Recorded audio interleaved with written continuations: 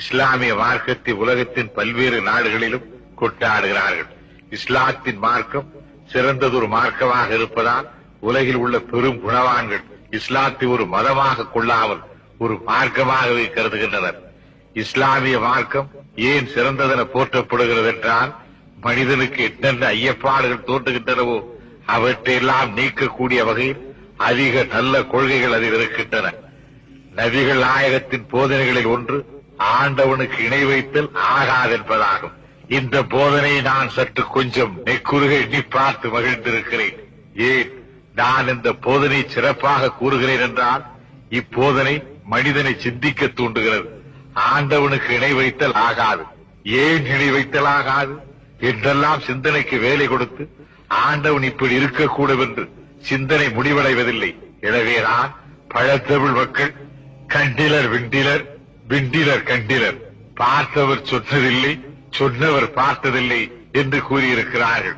கடவுள் தன்மையின் தத்துவமே இதுதான். ஆண்டவனுக்கு இணை வைத்தால் ஆண்டவனுக்கு முன் ஒருவரை வைக்க வேண்டும். அந்த ஒருவர் யாராக இருக்க வேண்டும்? யாருக்கு தெரியும்? அதனால் தான் ஆண்டவனுக்கு இணை வைத்தல் ஆகாது என்ற போதனையை நபிகள் நாயகம் அவர்கள் கூறியிருக்கின்றார்கள்.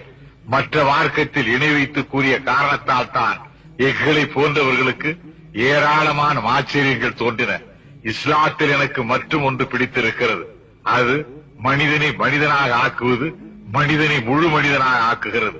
இஸ்லாத்தில் இன்னொரு சிறப்பு, இஸ்லாத்தில் யார் சேர்ந்தாலும் ஜாதியை மறைத்து விடுகிறது.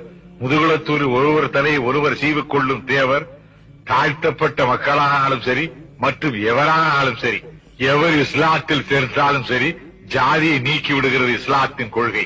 இதனால் அது என்னை மிகவும் ஈர்க்கக்கூடிய கொள்கையாக இருக்கிறது. இதையெல்லாம் அறிந்துதான் எதையும் துருவி துருவி ஆராயும் பண்பு படைத்த அறிஞர் பெருநாட்சா அவர்கள் உலகில் கடைசி வரை நிலைத்திருக்கக்கூடிய மார்க்கம் இஸ்லாம் மார்க்கம் ஒன்றுதான் என்று எழுதியிருக்கிறார். நபிகள் போதித்த இஸ்லாம் மார்க்கம் வைரம் போன்றது. நல்ல வைரத்தை பட்டை தீட்டி அதை கையிலே மோதிரமாகவும் செய்து போட்டுக் கொள்ளலாம், காதில் கடுக்கனாகவும் அணிந்து கொள்ளலாம். அதே வைரத்தை விற்று கிண்டி குதிரை பந்தயத்தில் வைத்து ஆடலாம். ஆனால் வைரத்தை பயன்படுத்துவதிலிருந்துதான் அந்த பயனின் தரத்தை நாம் அறிந்து கொள்ள முடியும். அதே போல இஸ்லாம் மார்க்கம் என்ற வைரம் யாருக்கும் எந்த இடத்திலே எப்படி பயன்படுகிறது என்பதிலேதான் மாண்பு உணரப்படும். எல்லா மதங்களின் ஆராய்ச்சியிலும் அதில் உள்ள குறைநிறைகளை ஓரளவு கண்டறிந்தவன்.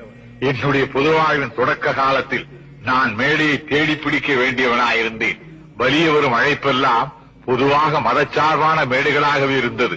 இந்த சந்தர்ப்பம் என்னை மத ஆராய்ச்சியில் வலியவே தள்ளிவிட்டது.